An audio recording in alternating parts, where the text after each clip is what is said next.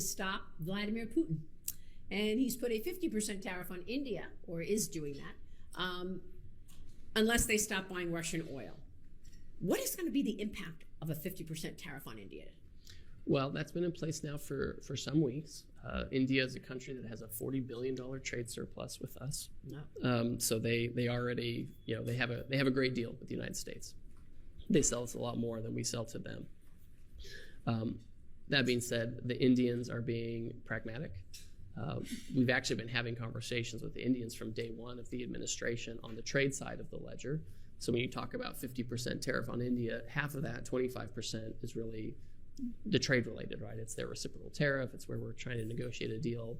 And then the additional 25% is for the huge increase in purchases of Russian oil that India has made.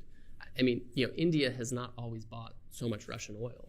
They've always had strong relationships with Russia, but it's really in the past 2 or 3 years that they started buying Russian oil at a discount, not only for consumption, but also for refining and resale.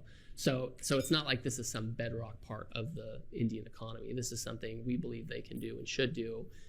And frankly, I can already see them starting to diversify. I think they get it. Obviously, they're a sovereign country. They're going to control their decisions. President Trump is focused on this quite discrete issue of ending the Russia-Ukraine war. We're not trying to dictate other countries who they can have relations with and who they can't. That's not what we're trying to do. But we are trying to make sure that Vladimir Putin feels as much pressure as possible